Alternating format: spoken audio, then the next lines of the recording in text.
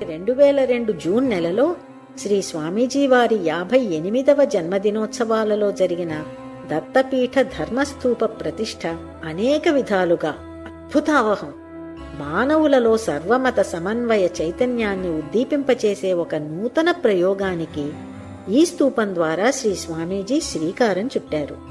ప్రపంచంలోని వివిధ మతాల వారు తమ తమ మత సందేశాలు శాశ్వతంగా నిలవాలనే భావంతో స్తూపాలను, శిఖరాలను, శిల్పాలను నిర్మిస్తూ ఉండడం మానవజాతి చరిత్రలో కొత్త కాదు. కాని ఒక పీఠాధిపతి ప్రపంచంలో గల సమస్త మతాలలోని సందేశాలకు, సంకేతాలకు, సాధనలకు శాశ్వతత్వాన్ని కల్పిస్తూ వాటన్నిటినీ ఒకే చోట చిత్రిస్తూ స్తూపాన్ని నిర్మించటం మానవ చరిత్రలోనే తొలి సంఘటన అని చెప్పక తప్పదు. శ్రీ స్వామీజీ ఈ అద్భుత కార్యం సాధించి మానవజాతి మతాల చరిత్రలోనే ఒక నూతన అధ్యాయాన్ని ప్రారంభించారు. సర్వమత సంకేతాలను మాత్రమే ప్రదర్శించడం కాక వాటన్నిటి గమ్యము ఒక్కటే అనే సత్యాన్ని తర్కబద్ధమైన రీతిలో ఈ స్తూపం ప్రదర్శిస్తోంది. 60 అడుగుల ఎత్తుగల ఈ ఏకశిలా స్తూపాన్ని చెక్కడానికి 3 సంవత్సరాల సమయం పట్టింది. జూన్ 15, 2000 నాటి సాయంత్రం 6:30 గంటలకు వేలాది దేశ విదేశాల భక్తుల సమక్షంలో శ్రీ స్వామీజీ ఈ అద్భుత ధర్మధ్వజాన్ని స్వయంగా ఆవిష్కరించారు. దీనిలోని సంకేతాలను, సమన్వయాలను ప్రేక్షకులకు విస్పష్టంగా వివరించేందుకోసం ఆటోమేటిక్ ఎలక్ట్రానిక్ పరికరాలతో ధ్వని, కాంతి, జల సమ్మిశ్రిత ప్రదర్శనను కూడా ఈ సందర్భంగా శ్రీ స్వామీజీ ఆవిష్కరించారు. ఈ ప్రదర్శనలో ఈ ధర్మస్తూపం తన పేరు ధర్మధ్వజమని, అన్ని ధర్మాలు తనవేనని ఆత్మకథగా చెప్పుకుంటూ తనలోని సంకేతాలన్నింటినీ వివరించిన రీతి మేధావులలో ఆలోచన రేకెత్తించే విధంగా ఉంది. ఈ ఆత్మకథా సమయంలో రంగురంగుల కాంతి కిరణాలు, రంగురంగుల నీటి బుగ్గలు ఆయా సంకేతాల దగ్గరకు చేరి ఒక నృత్య విన్యాసంగా ప్రదర్శన జరపడం చూపరుల హృదయాలను నిశ్చలంగా ఆగట్టుకొన్నది. ప్రదర్శన చివరలో స్తూప శిఖరం నుంచి శాంతి సందేశ అమృత ప్రవాహానికి సంకేతంగా జలం ప్రవహించటం ఎంతో మనోహరంగా ఉంది. ఈ ఆత్మకథ తెలుగు, కన్నడ, ఇంగ్లీషు భాషలలో విడివిడిగా ప్రసారం అవుతోంది. ప్రపంచంలో భిన్న భిన్న ఆధ్యాత్మిక మార్గాలున్నాయి. నవీనంగా విస్తరిస్తున్న వైజ్ఞానిక మార్గము ఉంది. ఇవి పరస్పర విరోధి మార్గాలు కావని, అన్ని మార్గాలకు చరమ లక్ష్యం శాశ్వత అమృత శాంతిధారేనని బోధించటమే ఈ ధర్మధ్వజం మనకిచ్చే సందేశం. ఈ స్తూపంలోని విశేషాలను చూపరులకు తెలిపేందుకోసం ఏర్పాటైన ధ్వని, కాంతి, జల సమ్మిశ్రిత స్వయంచాలిత యాంత్రిక ప్రదర్శనలో వినియుక్తమైన ధర్మధ్వజ పరిచయ పత్రం మనకు ఈ అపూర్వ శిల్పాన్ని గూర్చి సర్వతోముఖమైన అవగాహనను అందించగలదు. కనుక సాధకుల సౌకర్యం కోసం ఆ పత్రాన్ని ఇక్కడ పొందుపరుస్తున్నాం. ధర్మధ్వజ పరిచయము.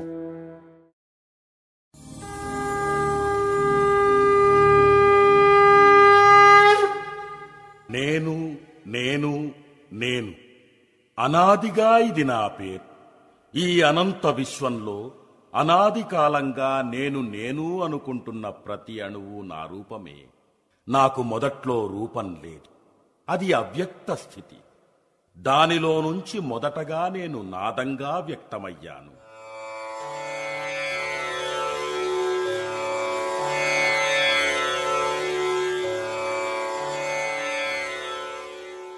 ఇదే నా మొదటి రూపం, ఈ సృష్టికి ఆది రూపం.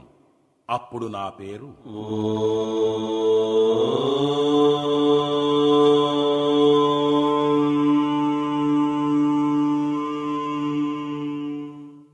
ఈ ఓంకారనాదమే క్రమంగా పంచభూతాలుగా, వివిధ గోళాలుగా, జీవులుగా వికసించింది. నాదమే రేకులుగా విప్పుకుని సరిగమ పాధాని అనే సప్తస్వరాలుగా వేరువేరు భాషలుగా వ్యక్తమైంది.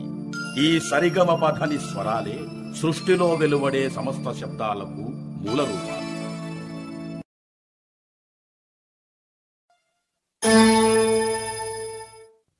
ఆరోహణ క్రమంలో నేను మొదటి స్వరాన్ని. నన్ను షడ్జము అంటారు.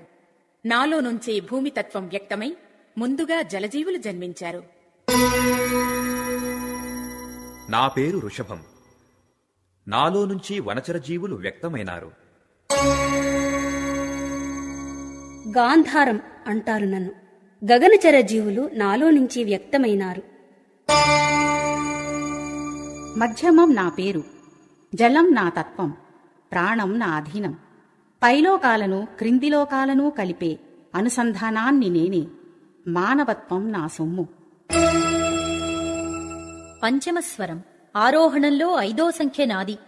వెలుగే నా తత్వం. విస్తరించటం నా స్వభావం. జీవులలో మనస్సు నా విలాసం. పరమ పురుషార్థం నా సంపద. దైవతం. ఇది నా పేరు. వాయువు నా తత్వం. జీవులకు పైపై లోకాలను అందించటం నా నిత్య కృత్యం.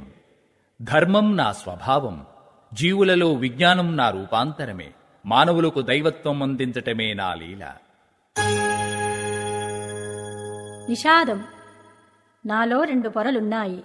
ఒకటి క్రోధం, మరొకటి పరమ ప్రశాంతి. నేను జీవులలో బంధాలను తెగగోసి వారిని ఆనందమయ స్థితికి చేరుస్తాను. ఆకాశమే నా తత్వం. నివృత్తి నా మార్గం.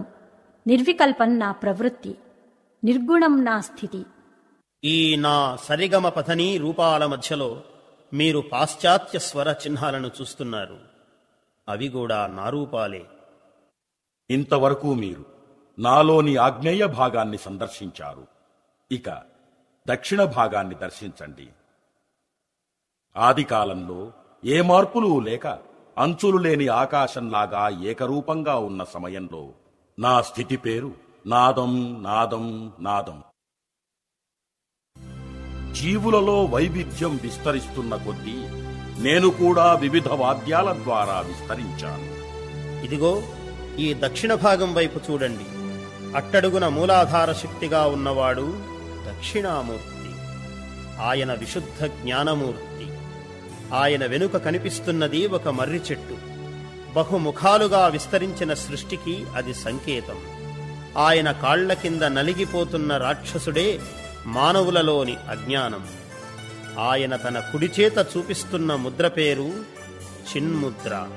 అదే జీవాత్మ పరమాత్మల ఐక్యాన్ని బోధించే ముద్ర. అలాంటి ఉత్తమోత్తమ అనుభవం అందేందుకు సులభ మార్గం నాదమే. నాదాన్ని స్వరాలుగా వ్యక్తం చేసే వాద్యాలే ఈ స్వామి శిరోభాగాన ప్రకాశిస్తూ ఉన్నాయి.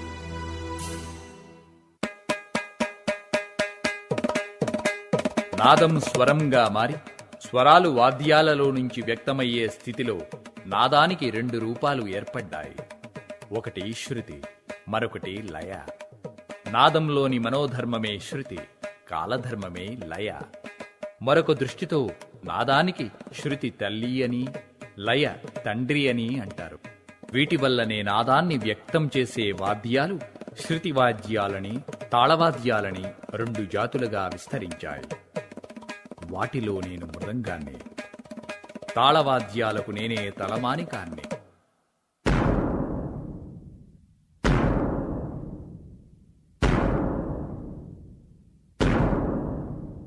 నేను కూడా తాళవాద్యాన్నే. నన్ను ఉరసు అంటారు. నా నాదం వినండి.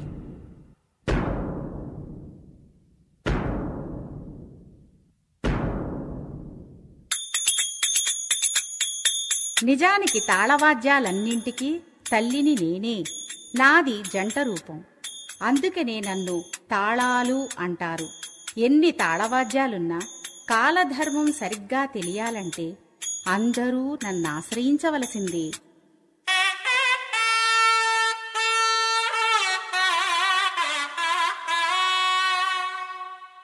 నా పేరు నాదస్వరం. నా పేరే నా స్వభావాన్ని వ్యక్తం చేస్తుంది. నాదం స్వరాలుగా వ్యక్తమయ్యే విధానానికి నాతోనే నాంది. కొందరు నన్ను నాగస్వరము అంటారు. నా ఆకారం కూడా కొంతవరకు నాగంలాగానే ఉంటుంది. నాగం అంటే పాము కదా.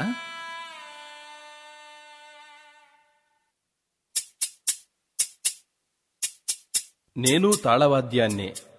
నన్ను ఎక్కువగా పాశ్చాత్య దేశాలలో ఆదరిస్తూ ఉంటారు. నన్ను చేతిలో పట్టుకుని ఊపటం వల్ల నాలో తాళధ్వని జన్మిస్తోంది. అందుకే నా పేరు శేఖర్. నా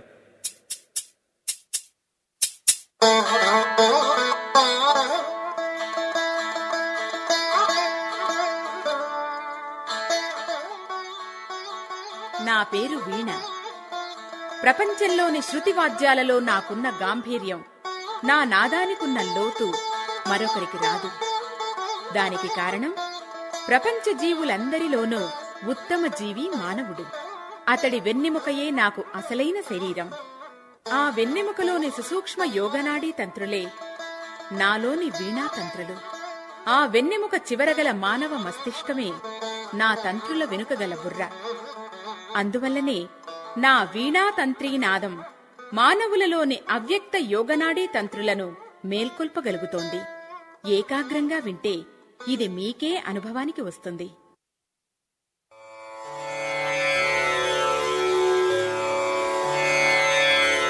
నా పేరు తంబూరా. తాళవాద్యాలకు తాళాలు ఎటువంటివో శృతివాద్యాలకు నేను అటువంటి దాన్ని. ఎవరు ఎన్ని శృతి విన్యాసాలు చేసినా, స్వరప్రస్తారాలు చేసినా నన్ను వదిలిపోనే లేరు. ఎందుకంటే ఓంకారమే నా తోబుట్టువు.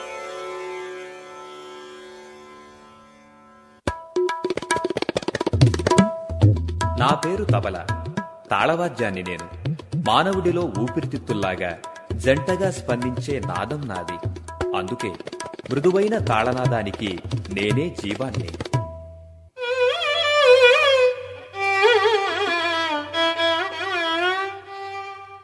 నా పేరు వయలిన్. నేను శృతివాద్యాన్ని. భారతదేశ వీణకు పాశ్చాత్య ప్రతిబింబమే నా రూపం. ఒకప్పుడు పాశ్చాత్య లోకమే నన్ను రూపొందించినా ఈనాడు లోకమంతా నన్ను సమంగానే ఆదరిస్తోంది.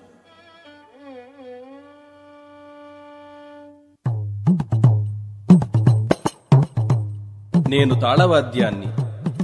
నా పేరు కంజీరా. తాళధ్వనిలో ఒక రకమైన జీరతో క్రొత్త సొబగులు కురిపించడం నా పని.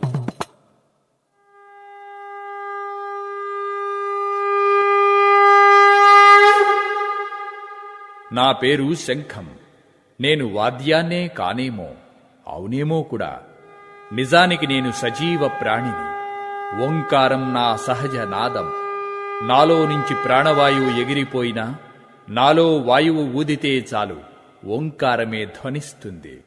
నాలో ధ్వనించిన ఓంకారం మానవుల హృదయాలలో మంత్రమై మారుమురోగుతుంది. అందుకే భగవానుడైన శ్రీహరి ఎల్లప్పుడూ నన్ను తన దివ్య హస్తంలో ధరిస్తుంటాడు. నా పేరు వేణువు.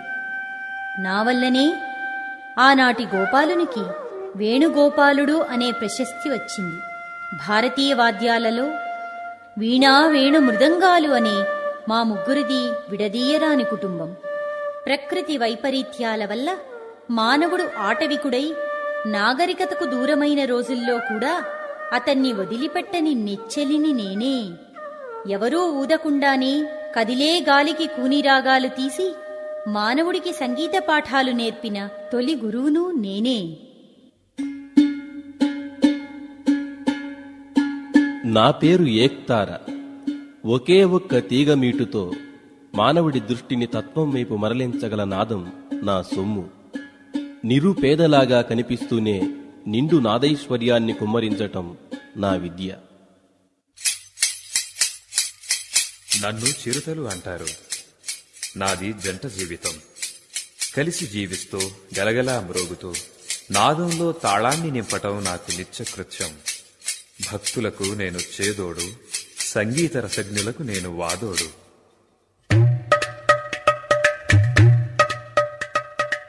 నన్ను చూస్తేనే తెలుస్తుంది.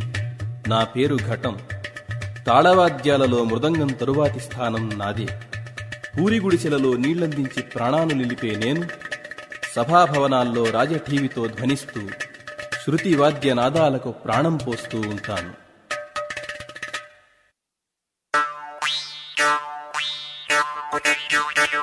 నా పేరు మోసి. పేరు పాశ్చాత్యులదే కాని ఇవాళ ప్రపంచమంతా నన్ను ఆదరిస్తోంది. జాతిపరంగా చూస్తే నేను తాళవాద్యాన్నే, కాని నా స్వభావం జాత్యతీతం. నేర్పుగల వాద్యగాడు, నాలో స్వరవిన్యాసాలు కూడా చేయగలడు. జాత్యతీతమైన స్వభావం మానవులకు అందాలనే సంకల్పంతోనే ఆకారంలో చిన్నగా ఉన్న నన్ను ఈ ధర్మధ్వజం వాద్యాలన్నిటికీ పైన తన శిరస్సున ధరించి మీకు చూపిస్తోంది. అవ్యక్తంలోంచి వ్యక్తమైన నాదం వాద్యాల ద్వారా మళ్లీ మనల్ని తత్వస్థితిలోకి తీసుకుపోగలదు. అందుకే ఈ స్థూపం స్వరాలను, వాద్యాలను ఇంతగా వివరిస్తోంది. అయితే మొట్టమొదట నాదాన్ని వ్యక్తం చేసే ఆ శక్తి ఎవరు? అది తెలియాలంటే ఇదిగో ఈ పశ్చిమ భాగానికి రండి.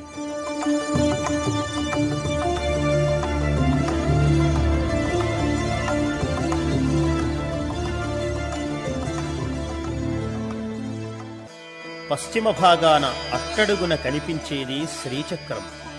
ఈ సృష్టిలో ఏ పని జరగాలన్నా దాని వెనకాల ఒక శక్తి ఉంటుంది. అలాంటి శక్తులు కోటానుకోట్లు. వాటన్నింటినీ నియంత్రించి నడిపించే శక్తి పేరు పరాశక్తి, లేక మూలశక్తి, లేదా ఆదిశక్తి. సనాతన భారతీయ మహర్షులు అనాదిగా సాగి వస్తూ ఉన్న సృష్టి శక్తులను పరిశీలించి వాటిని 9 ప్రధాన శాఖలుగా విభజించారు. దశాంశ పద్ధతిలో సాగే సంఖ్యాగణనంలో ఒంటరి సంఖ్యలలో చిట్ట చివరిది 9. అట్టి 9నే సంకేతంగా స్వీకరించి 9 తలాలుగా ఏర్పాటు చేసిన రేఖామయ సంకేతమే ఈ శక్తి చక్రం. సగటు మానవునిలోని శక్తి సామాన్యంగా అట్టడుగు శక్తి కేంద్రమైన మూలాధారం క్రింద నిద్రాణ స్థితిలో పడి ఉంటుంది. మానవుడు ఏదైనా ఉపాయం చేత ఆ నిద్రాణ శక్తిని మేల్కొల్పి క్రమంగా ఆ శక్తిని తన వెన్నెముకలోని 6 శక్తి కేంద్రాలను దాటించగలిగేటట్లయితే అప్పుడు ఆ శక్తి 7వ కేంద్రమైన సహస్రార చక్రంలో ప్రవేశించి అక్కడ పరాశక్తిగా విజృంభిస్తుంది. మానవుడిలోని కుండలినీ శక్తి ఒక్కొక్క కేంద్రంలోకి ప్రవేశించినప్పుడు కొన్ని విశేష శక్తులు మానవునిలో ప్రకటితమవుతాయి. అట్టి శక్తులనే ఆయా చక్రాల దేవతలుగా మహర్షులు నిర్దేశించారు. ఈ ధర్మధ్వజంలోని పశ్చిమ భాగం ఆయా చక్రాల స్వరూపాలను ప్రదర్శిస్తున్నది. ఆయా చక్రాలలో గల శక్తిరూప దేవతలను ఆ చక్రాలకు ఇరువైపులా విడివిడిగా ఈ స్తంభం ప్రదర్శిస్తోంది. ఇటు చూడండి, ఈ నైరుతి కోణ భాగంలో వరుసగా చక్రగత స్త్రీదేవతలున్నారు. ఇటు ఈ వాయవ్య కోణ భాగంలో వరుసగా చక్రగత పురుషదేవతలున్నారు. ఇక ఆ చక్రాలు ఎవరో వారి నోటి ద్వారానే విందాం.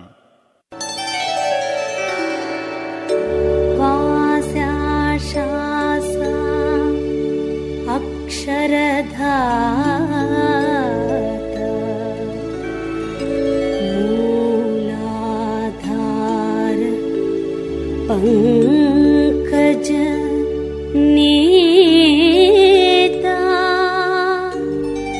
భూమి తత్వా బుధ వినూతా వాక్పతి రూపా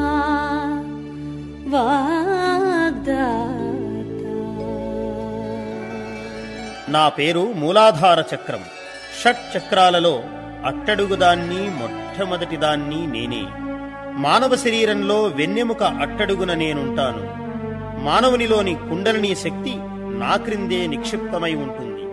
నా స్థానానికి ప్రధాన అధిష్టాన దేవత గణపతి. నాది భూతత్వం. నాలోని పురుషశక్తి బాలబ్రహ్మ. ఈయన నాకు కుడి ప్రక్కన ఉన్నాడు. నాలోని స్త్రీశక్తి డాకినీ శక్తి. ఈమె ఇదిగో నాకు ఎడమ ప్రక్కన ఉన్నది చూడండి.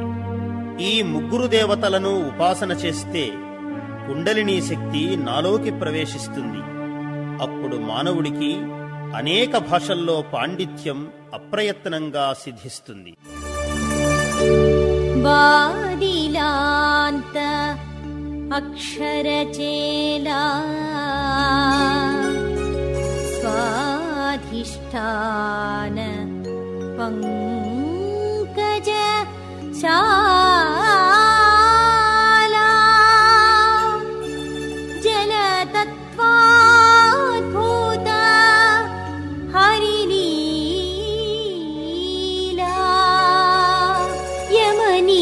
नियमादिक विधिपाला।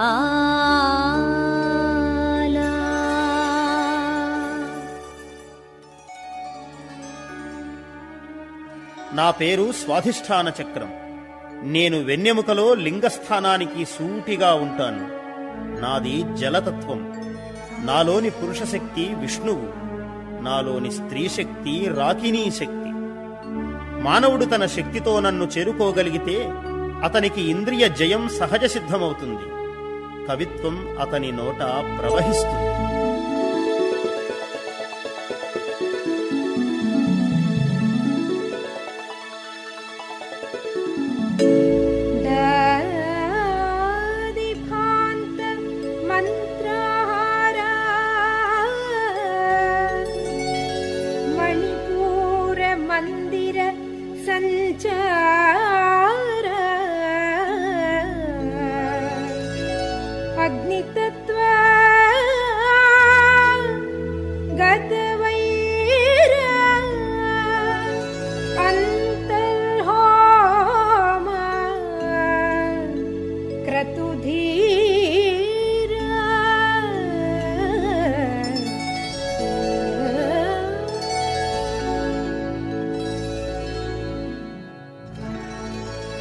నా పేరు మణిపూరక చక్రం. మానవుడి నాభికి సూటిగా వెన్నెముకలో నా స్థానం. నాది అగ్నితత్వం. నేను మానవుడికి మరొక గుండెకాయ వంటిదాన్ని. నాలోని పురుషశక్తి రుద్రుడు, నాలోని స్త్రీ శక్తి లాకినీ శక్తి. మానవుడిలో దైవత్వ ప్రబోధం నాతోనే ప్రారంభమవుతుంది. నన్ను జయించిన వాడికి ఇతర సిద్ధులు అన్నీ అతి సులభంగా అందుతాయి.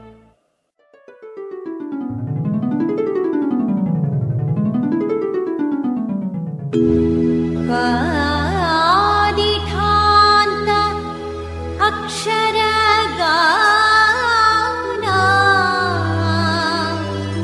మహితానాహత గేహస్థాన వాయుతత్వ ధ్యాన విలీనా దహరాకాశ ప్రోదిత గానా.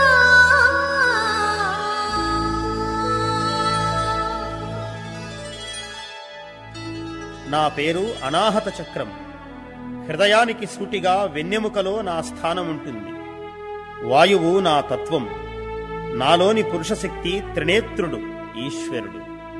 నాలోని స్త్రీ శక్తి కాకినీ శక్తి. అనాహత నాదమనే అద్భుత నాదం నాలోనే జన్మిస్తుంది. దీనినే శబ్దబ్రహ్మ అంటారు. ఉపాసనతో నన్ను జయించిన వాడికి శబ్దబ్రహ్మ సాక్షాత్కారమై అతడు దివ్యజీవనుడవుతాడు.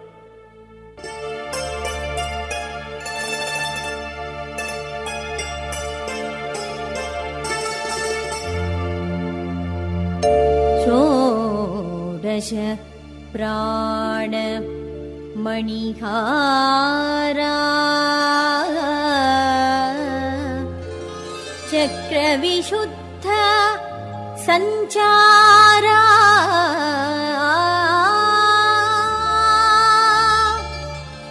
అంబరతత్వ సువిచారా అద్భుత నిజ మహిమోదా.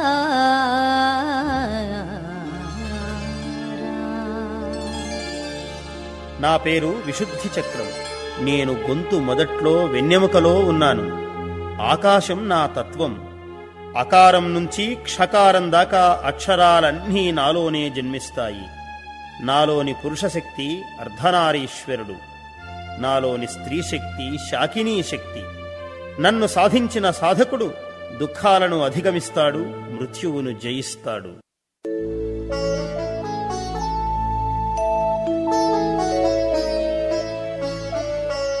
అక్షర నిటలాక్ష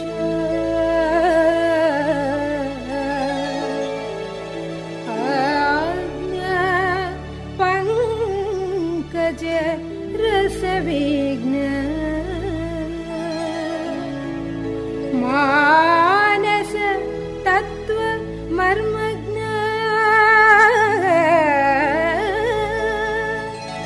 మహిమోదర్శిత సర్వజ్ఞ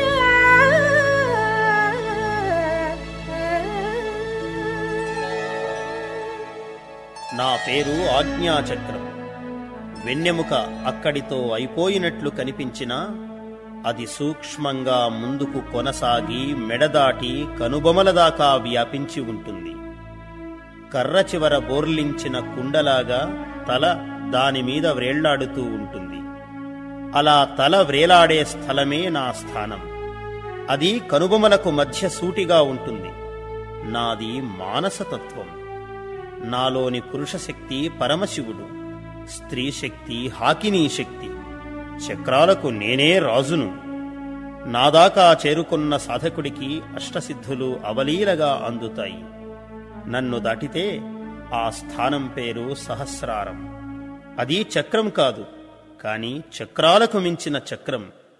కుండలినీ శక్తి సహస్రారానికి చేరితే మానవుడే మాధవుడవుతాడు, మహనీయుడవుతాడు.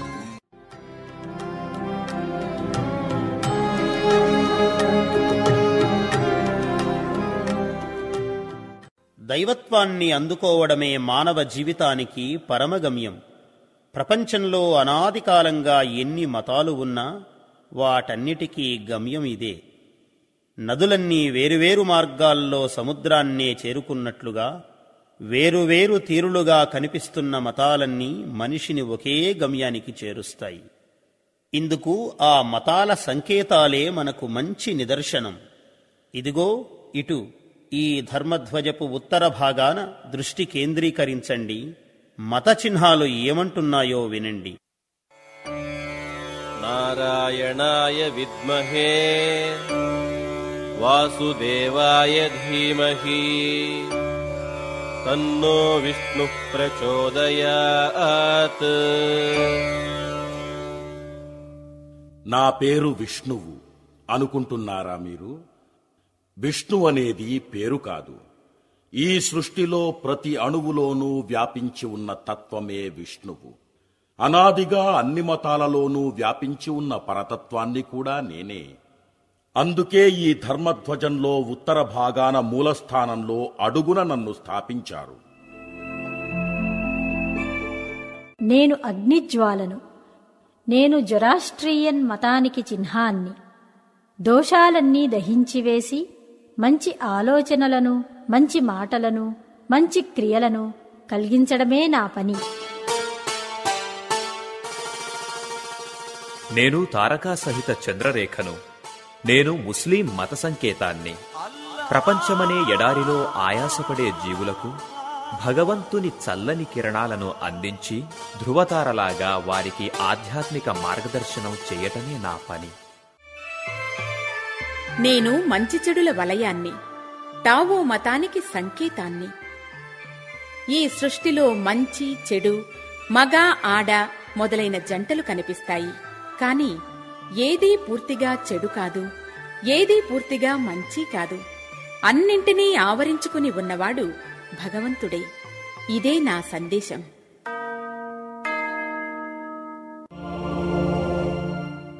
నేను క్రాసును, క్రిస్టియన్ మత చిహ్నాన్ని.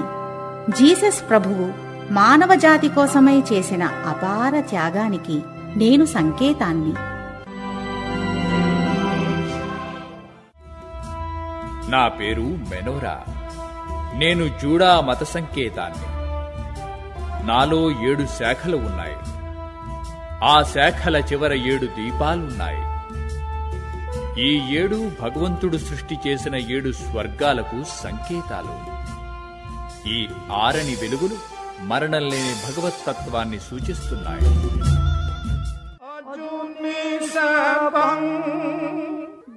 నేను సిగ్గుమత చిహ్నాన్ని. నాలో కత్తులు డాలు ఉన్నాయి. అధర్మాన్ని సంహరించి ధర్మాన్ని రక్షించే త్యాగాలకు ఇవి సంకేతాలు. నేను జైనమత సంకేతాన్ని. నాలోని హస్తం మానవజాతికే అభయహస్తం. నాలోని చక్రం ధర్మచక్రం. నాలోని స్వస్తికం ధర్మానికి ఫలం. నాలోని చుక్కలు త్రిలోకాలు. ధర్మాన్ని ఆశ్రయించిన జీవుడు త్రిలోకాతీతమైన చంద్రకళను చేరుతాడనేదే నా సందేశం. ఈ చంద్రకళ నా శిరోభాగాన ఉన్నది.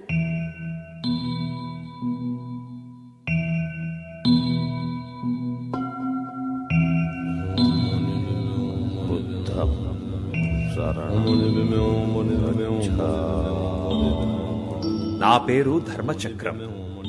నేను బౌద్ధమత సంకేతాన్ని. నాలో 8 చువ్వలున్నాయి. మంచి దృష్టి, మంచి సంకల్పం, మంచి వాక్కు, మంచి పని, మంచి వృత్తి, మంచి కృషి, మంచి స్మరణ, మంచి ఏకాగ్రత అనేవే ఆ చువ్వలు. అవే నేను బోధించే ధర్మానికి ప్రధాన అంగాలు.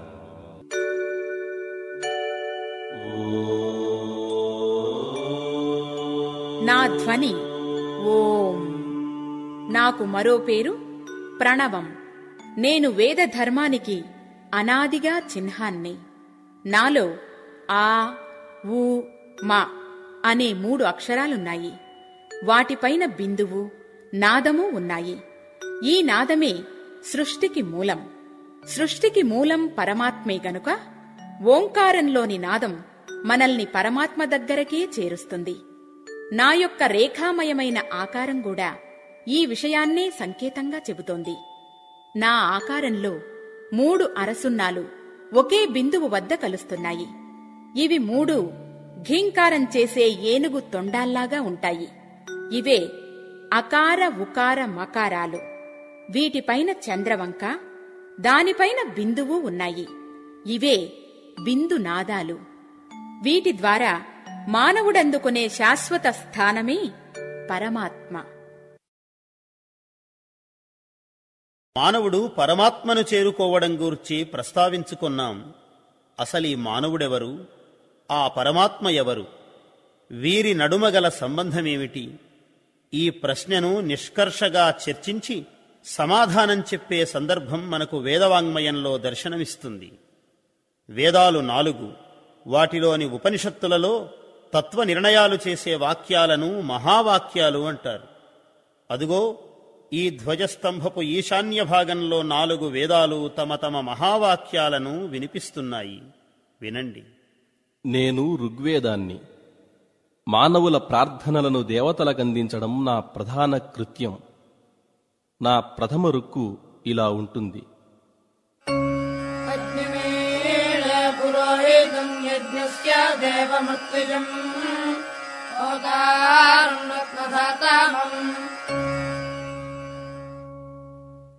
తత్వ విషయంలో ప్రజ్ఞానం బ్రహ్మ అనేదే నేను బోధించే మహావాక్యం. విశుద్ధమైన విజ్ఞానమే పరమాత్మ అని ఆ వాక్యానికి తాత్పర్యం. నా పేరు అథర్వవేదం. జీవులను తపోమైలుగా చేయటం నా ప్రధాన కర్తవ్యం. నా మంత్రం ఇలా ప్రారంభమవుతుంది.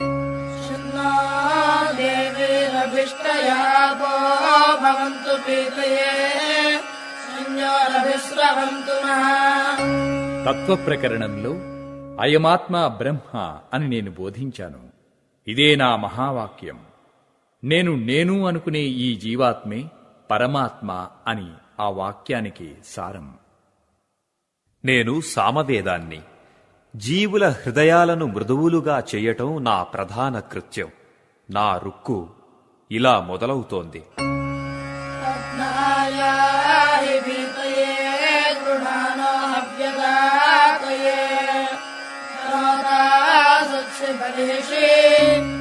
తత్వచర్చలోనికి వచ్చేసరికి తత్వమసి అని బోధించాను. ఇదే నా మహావాక్యం. ఓ జీవా, నీవే పరమాత్మవు అని అర్థం. ఇప్పటివరకు చెప్పిన మహావాక్యాలు 3 గురువు శిష్యుడికి చేసే బోధల తీరును వివరిస్తున్నాయి. నేను యజుర్వేదాన్ని. మానవుల చేత సత్కర్మలు చేయించటం నా ప్రధాన కృత్యం. నా మంత్రం ఇలా ప్రారంభమవుతుంది.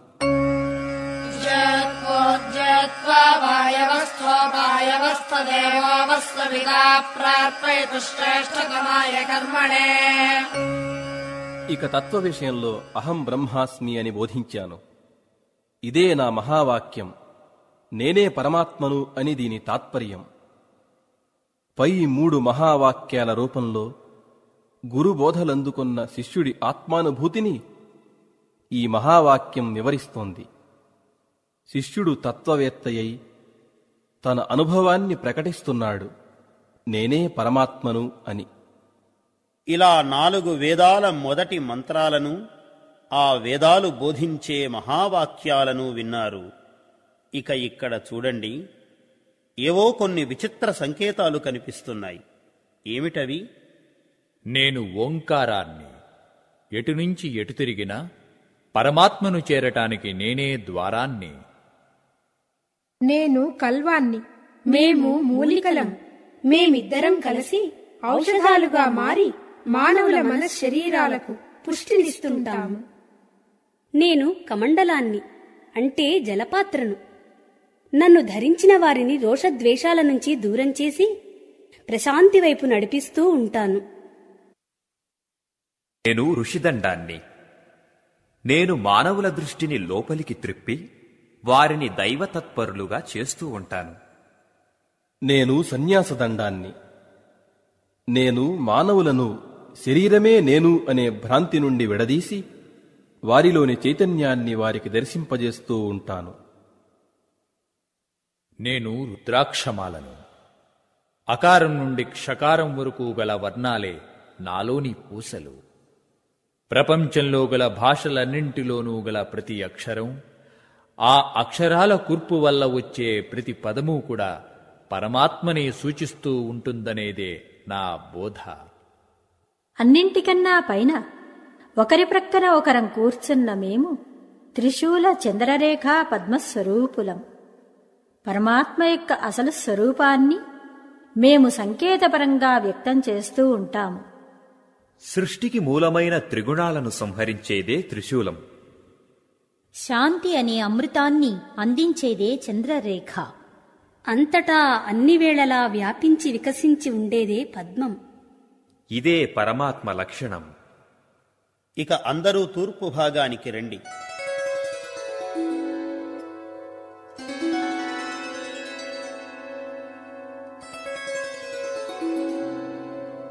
ఇక్కడ చూసేందుకు ఎక్కువ ఉండదు. ఇప్పటికే 7 కోణాల్లోనూ చాలా చూశారు, చాలా విన్నారు. ఇక మిగిలింది అనుభవం మాత్రమే. ఈ తూర్పు భాగమంతా శాశ్వత ఆనందానుభవానికే అంకితం.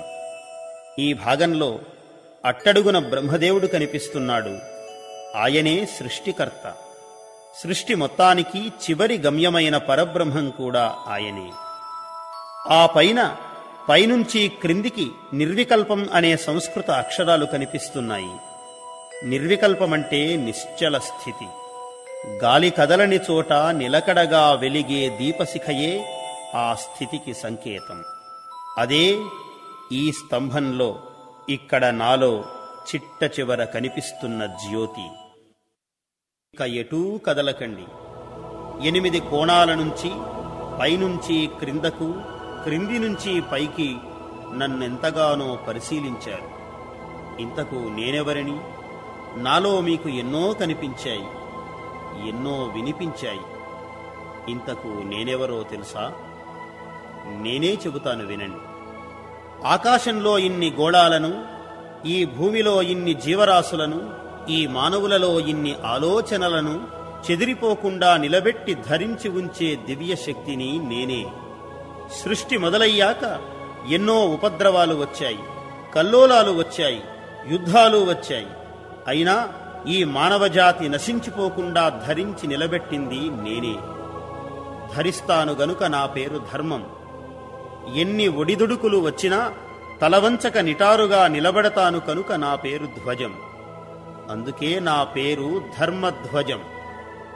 సత్యం నా ప్రాణం, ప్రేమ నా ఊపిరి, త్యాగం నాలోని స్పందన. క్రిందికి చూడండి.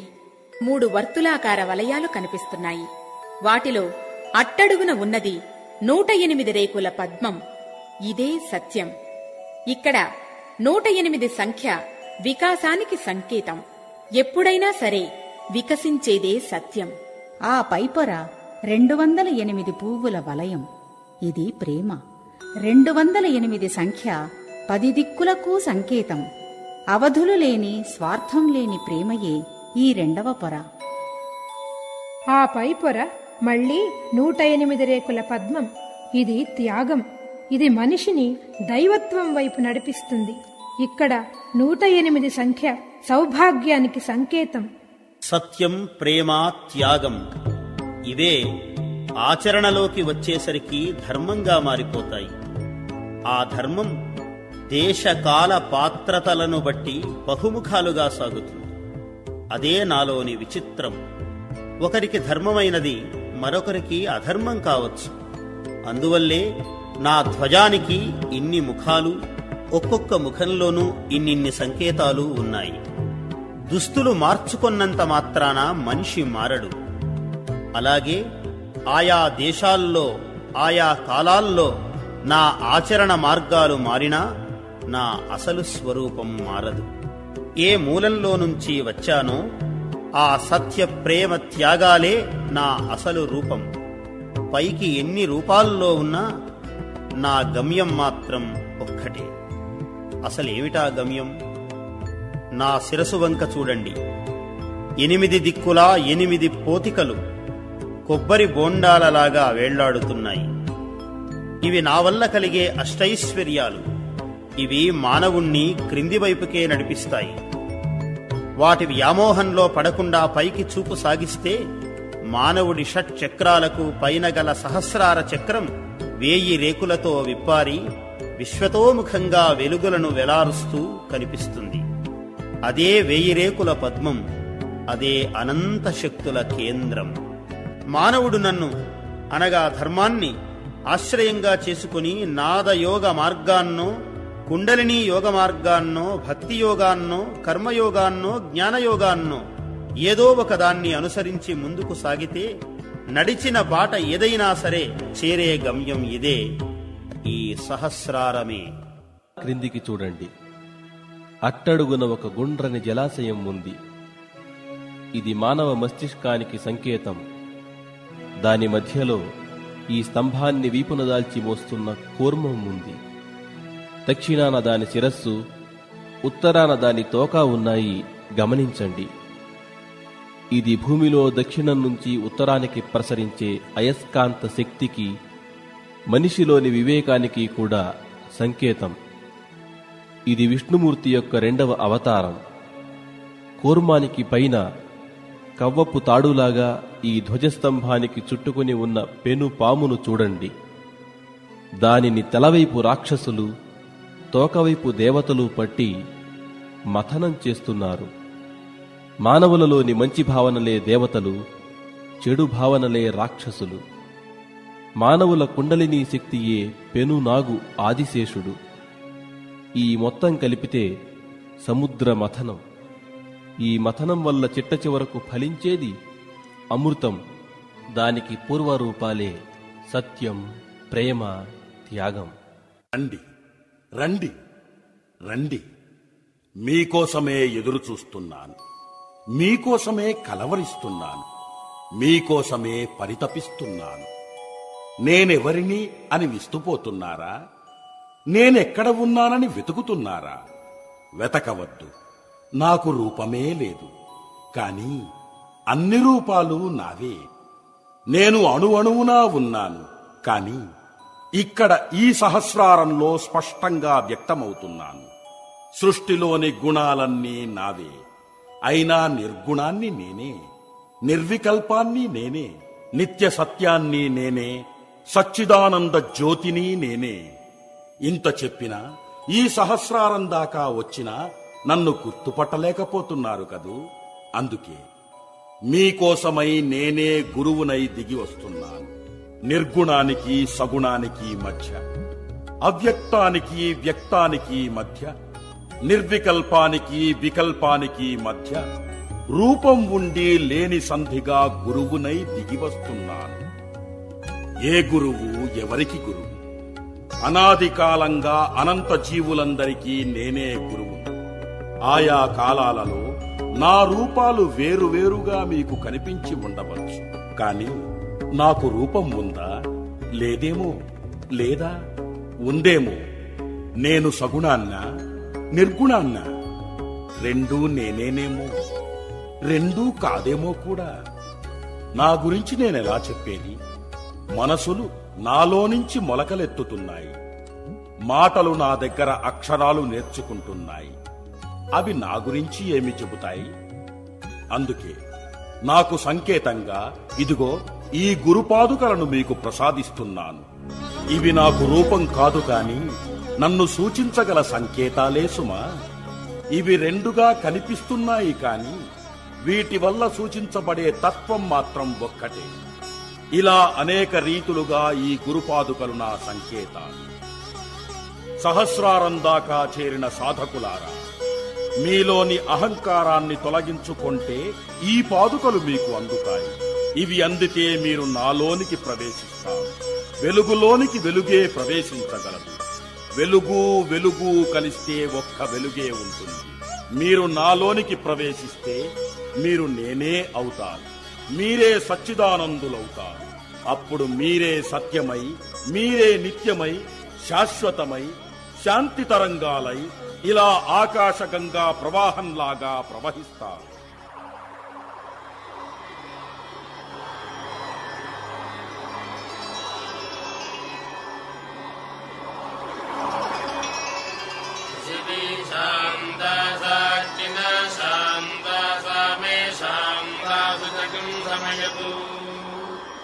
అంతరిక్షకం శాంతం తద్వాయునా శాంతం తన్మే శాంతకం సుజకం గమయతు. శాంతాసారిత్యేన శాంతాసా మే శాంతా సుజకం గమయతు. శివీ శాంతిరంతరిక్షకం శాంత్యప్యౌ శాంత్యప్యశః శాంతిః. అవాంతరదిశా శాంతిరగ్నిః శాంతిర్వాయుః శాంతిరాదిత్యః శాంతిః. చంద్రమాః శాంతిర్నక్షత్రాణి శాంతిరాపః శాంతిరోషధయః శాంతిః. వనస్పతయః శాంతిర్గౌః శాంతిరజా శాంతిరశ్వః శాంతిః. పురుషః శాంతిర్బ్రహ్మ శాంతిర్బ్రాహ్మణః శాంతిః. శాంతిరేవ శాంతిః శాంతిర్మే అస్తు శాంతిః.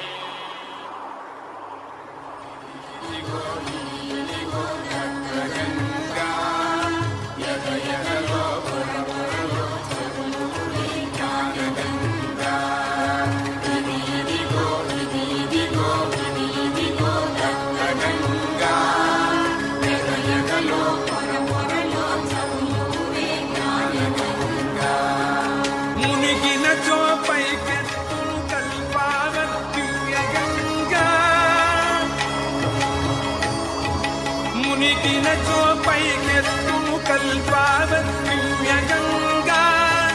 మునగనీక అచలమైన పదమిచ్చు దత్తగంగా దత్తగంగా.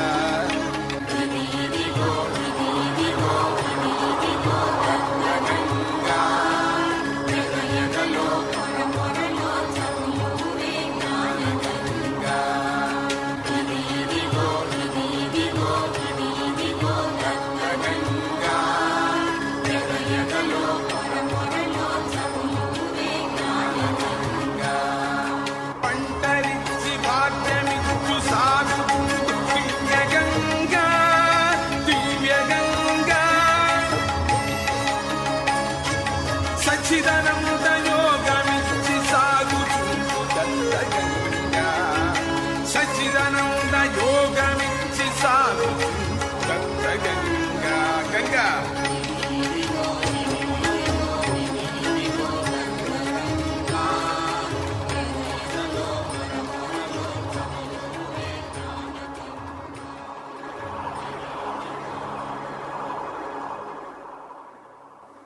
ఎన్ని విశేషాలతో నిండిన ఈ స్తూపాన్ని ఆవిష్కరించటంతో విశ్వధర్మ సమన్వయానికి శ్రీ స్వామీజీ ఒక కొత్త బలాన్ని కూర్చినట్లయింది.